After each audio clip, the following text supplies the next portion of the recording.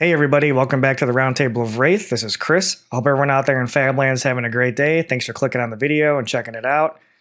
In this video, we're talking about a different take on Azalea, which with the help of Roundtable member Roscoe, we have dubbed Aimzalea. And as the name implies, we're looking to lean on a different bow, which is the Sandscour Greatbow, and trying to go as tall as possible and get dominate as often as possible off the top of the deck to exploit the powerful on-hit effects of all these various aim counter arrows that were released in Dynasty, and then also followed up with some more recent ones in Outsiders. So clearly, this deck differs greatly from the traditional Levi Rauch, popularized Death Dealer bolt and shot deck, which tries to go or has the ability to go wide and has the ability to go tall, but doesn't play off the top of the deck maybe as often, or should I say, relies upon the top of the deck as heavily as this deck does. So the Greatbow. We should introduce the Greatbow just in case you're not sure what it is or haven't tried it. It's from Dynasty. It's a Majestic. Once per turn action, one resource. Look at the top card of your deck. You may put an arrow from your hand or the top of your deck face up into your arsenal. Go again. Then the bottom says, whenever an arrow is put face up in arsenal from your deck, put an aim counter on it. So it only triggers off the top of your deck. The aim counter for free does not happen if you put a card from your hand into your arsenal using the Greatbow, which is clearly where Azalea comes into play. As we all know, her action is to flip the top card of your deck into your arsenal, but you need a card in your arsenal to do so. If it's an arrow card, it gains Dominate, which is what we are looking to do as much as possible. So the general core of the deck is a lot of cards you're used to seeing in the traditional Levi deck. You have your pumps, you have some Seek and Destroys, Read the Glide Path, Premeditate, Lace with Inertia, Lace with Blood Rot, Deadeye, and Knock the Death Whistle. All of these cards we're used to seeing in Ranger Shells. However, the arrows, we are not playing Bolt and Shot. We're not trying to go wide.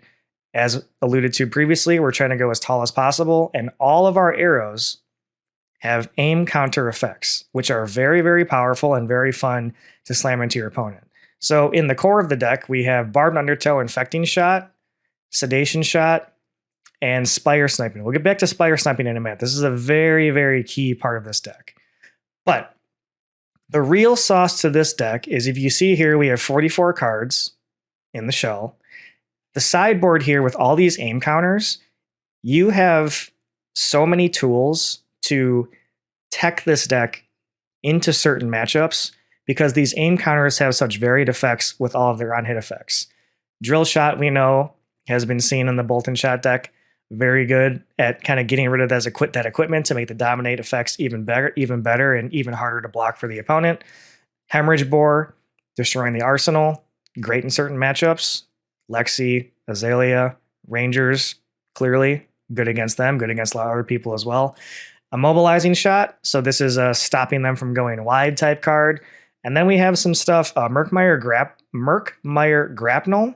So this is kind of a hedge against the Guardians, specifically Oldhim, cannot be prevented. Red in the Ledger and Remorseless, similar to Immobilizing Shot. We know the power of Red in the Ledger and Remorseless against the Go Wide decks. Sleep Dart has its applications in certain matchups. Widowmaker is very similar to Murkmire Grapnel, where we're looking to get it, stop them from playing defense reactions or having, prevention effects, similar type thing. And Withering Shot, which is the frailty counter. So, as I mentioned, this deck is very, very, very heavily reliant on the top of your deck, which, in my opinion, makes this deck less reliable than the Death Dealer deck. So because of that reason, we are playing 6 Spire Snipings in our deck. We have 3 yellows and 3 blues. So either this card is a pitch or a block, but most often you want to use it for its effect, where it says when Spire Sniping is put or turned face up in Arsenal, look at the top 2 cards of your deck, then you can put them back in any order. So if you have this card in your arsenal face down and you get to Skullbone Crosswrap with it and flip it face up, as the action for Crosswrap, you flip it face up. With that trigger on the stack, the Spire Sniping itself is going to trigger. So before you get to opt one, you get to look and peek at 2 cards and put them face on the top of your deck face down in any order, which depending on what it is, you can kind of have some play there, which maybe you want to opt one away and put it on the bottom. So you have an extra dig of a card to get there on the Spire Sniping. Also, if your arsenal is empty, and let's say you pitch to peek with the Greatbow, if the top of your deck happens to be a Spire Sniping, you can then put that card into your arsenal, the Spire Sniping from the top of your deck, and then dig 2 more cards to try to find something off Azalea. So different than the Bolt and Shot deck, the Death Dealer deck, we're playing 6 copies of these, compared to, let's say, if you look at, this is Brody's Battle-Hardened Richmond deck from last weekend or 2 weeks ago. They only play the 3 blue Spire Sniping just because it's a good effect. But they are clearly less reliant on always getting Dominate, which is where this deck clearly is a little bit fragile in that regard, where if you're not finding a card off the top of your deck, you're really not doing a whole lot without an aim counter, because these arrows on their own, without an aim counter, they're just vanilla. They're just damage. So unless you have something like a Premeditate to give you some sort of on-hit effect, you're really just slinging vanilla damage at him, and that can really be where you lose control of the game. But this deck, with all these different tools with the aim counters, you have a ton of leverage into particular matchups.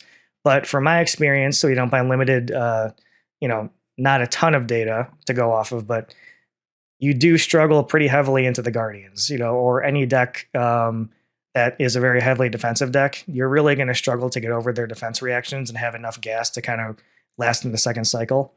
So while it might not be the most fully top tier competitive viable deck strategy, it is very, very, very fun to play and can be very effective in certain situations or certain matchups, I should say. So because of that, kind of fragility to fatigue in second cycle, I'm playing the Quiver of Abyssal Depths to shuffle back in 3 arrows. So while you're losing all your pumps throughout the duration of the game, at least you're able to shuffle back in some density of arrows into your deck. So you're still having more of a percentage chance of finding one off the top when you're opting and looking with Greatbow. So because of that reason, I've also been flirting with the idea of somehow fitting in like 1 Remembrance in the deck to shuffle back in 3 pumps, later on in the game to kind of match the density of shuffling back in the 3 arrows to kind of have some more gas later on in the game. But, that's an untested hypothesis. But this is why we're putting out the video, to kind of have, hopefully you guys will be intrigued to give this deck a try, and together we can maybe try to break it and make it a little bit better. But to kind of go back to the arrows real quick, I kind of skipped over what these arrows actually do. Infecting Shot slams a Blood Rot Pox token on it, and Sedation Shot is the Inertia token. Both of these tokens, the Blood Rot and the Inertia, are so good. That's kind of why I went down a little bit on the Hemorrhage boards. I only have 2 Hemorrhage boards in the sideboard, because you do have main deck Sedation Shot and main deck Inertia, to where you're already having a pretty high density of Arsenal interaction. Oh, and Seek and Destroy, obviously. Arsenal interaction with your opponent. So in the matchups where this sort of thing is very good, we do have an extra Hemorrhage board type effect, but you already have a lot of that in the main deck. And Infecting Shot is just the gas. 6 power. With any pump, we're going up to 9. If you have a Lace of Blood Rot, you're threatening two Blood Rots, which is a lot of damage.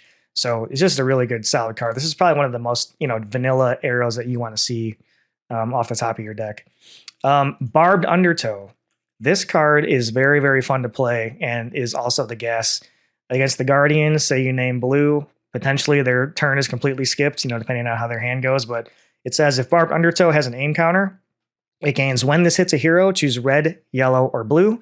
Until the start of your next turn, they can't pitch cards of the chosen color. So as I mentioned, very good against the Guardians. It's also very good against Dromai, which is, a matchup where people say Ranger can struggle. So if you choose red against Dromai, depending on their build, they could also have their turn potentially skipped, and they can't even, pitch a card to get an Ash or whatever it may be. Granted, they could still play a card to give go again, but, it's just the principle of the thing, Also, Deadeye, traditionally in the Death Dealer deck, unless you're really trying to set this up or have the extra resource to trigger the Crow's Nest, You're not really getting this online all the time unless you're really playing into it, where in our deck, we have a really, really high chance, well, we should get this off and have it be online. So, just hypothetically speaking, let's say we have an infecting shot with an aim counter, we're able to find it, 6, and say we have 2 pumps, which happens a lot, 9, 12, 12 dominate, on hit, blood rot, on hit, look at their hand and make them discard a card. I mean, that's insane. That's insane value. And especially when you can link the Deadeye with the Barbed Undertow, and you can, trigger the stack the triggers where you do the Deadeye first and look at their hand and discard a card and then choose a color to have them not pitch. It's good stuff. It's really, really fun. So down here, let's just take a look at these. Like I said before, Withering Shot, Frailty tokens are really good in certain matchups. We have a couple ninja players in my local scene. So obviously Frailty is very, very good against them. Also, what was I going to say? Oh, it's good against Rangers, out of the arsenal. It's not the worst. I was playing Melting Point in this deck, but with the focus on aim counters, I just wanted to play something different than Melting Point. So I put in Fletcher Redtail instead, which is a fun card. It makes that dominate, like I said, even better, reduces your opponent's ability to block. And, overall, I would say Melting Point's just a better card because it's a 3 block and it does have some play into certain matchups like Assassin or Ninja. But, we all know Melting Point's a good card. So why not play with the other synergistic cards that, focus on the aim counter? So this is kind of just a general sketch shell, everyone. I've been playing this for, a few weeks, and it's, like I said, at the least, it's something different, and it's really, really fun to play when you can sequence everything together, and you kind of figure out the rhythm of the Greatbow. It feels a little awkward at first because you have to kind of think about, where are the arrows coming from? Are you going to put one from your hand into your arsenal first, then flip Azalea? You're going to leave the card on top with the opt. All these sorts of traditional Ranger predicaments that people are used to if you've played the hero or played Lexi or any sort of Ranger games before. Last thing I forgot. We're also playing the Hornet Sting. This is a very, very fun card too. It says, whenever Hornet Sting defends, reveal the top card of your deck. If it's an arrow, deal 1 damage to the attacking hero or ally. Otherwise, put it on the bottom of your deck. So as we're so heavily dependent on the top of our deck, this is just one more way to take a peek and get some information. And it also blocks for 1. And in this meta with Dromai, having a Hornet Sting in your arsenal of equipment can really, if they're not paying attention, they can walk right into a Hornet Sting block on an Ether Ashwing, and it ends their turn because it's dealing 1 damage to the Ashwing and closing the combat chain, and Go Again does not resolve. So you can be cheeky and they don't take a peek at that or they forget about it. You can really hose their turn if they don't sequence it the right way. But we do have the Bullseye's Bracers in the sideboard, but when I had Bullseye's Bracers as my main arms piece, I never really found myself loading the arrow. And, with the +1 on it and with the arrow coming from your hand, it doesn't really do as much as in the Bolt and Shot deck, where obviously you're loading a Bolt and Shot with it to give it the +1 to turn on the Go Again. Where in this deck, you need the stuff to come from the top of your deck. You need to have the card flip with Azalea to dominate to get the aim counter. You need the aim counter. So I just found Bullseye's Bracers to be pretty underwhelming, but we have it in the sideboard. We have it in the deck for any arcane type situation. But biggest thing I forgot, guys. I'm so sorry. Codex of Bloodrot.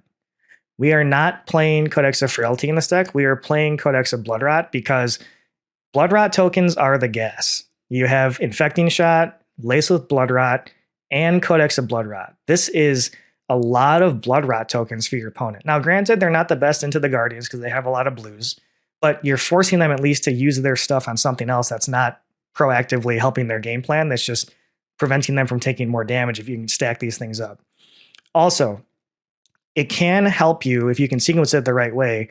It's an additional way to get a free Spire Sniping into your arsenal face down to get the trigger to turn it face up. And if there's one stuck in your hand, you can use the Codex to put it in there and flip up and get the trigger. So if you're able to sequence in a way where you're not going to discard a card and you can get the Ponder token and get full value on the Codex of Bloodrot, it's really fun. And again, We've all seen the power of Codex of Frailty, but let's play with Codex of Blood Rat. Let's play with something different. And honestly, in this deck, I started with Codex of Frailty, and I just found it kind of underwhelming. Like, yeah, you get to take a card from your discard pile and put it in your arsenal, but for us, that doesn't really do anything. Because if you're shooting a vanilla arrow, that's all it is a vanilla arrow. The best part about the Frailty is just putting the card in your arsenal so you can flip it to Azalea to put that or cycle that arrow back into your deck. But I felt honestly that in this type of shell, I do think that Blood Rat is a better card for this type of synergy. And it's only a fraction of the price. So if you don't own the, the Frailties, try this deck because you don't need them. So guys, I'll have a link to the deck in the description. And up top, I do have a bunch of matchups here that I've kind of just sketched out with the current 80 I have. But I really, really encourage you, if you're a fan of Ranger, a fan of Azalea, try this deck out. It's just really, really fun to play. And it's something different. And it's using this entire AIM package that, at least at the S tier, tier 1, pro tour type level, battle hardened type level, has not been explored. So please give it a try. Hop on Talishar, get some reps with it, and give it a go. Thanks for watching. Appreciate anyone who's been a subscriber. We don't really put out a ton of content these days, but all of us have a lot of stuff going on personally, speaking for myself and Ryan. And obviously, Levi and Sam are busy being celebrities of Flesh and Blood. So appreciate you guys watching. Sandscour, Greatbow. Get out there, get some encounters, and please leave a comment. Let us know how you do with the deck. Till next time, take care. We'll see you later.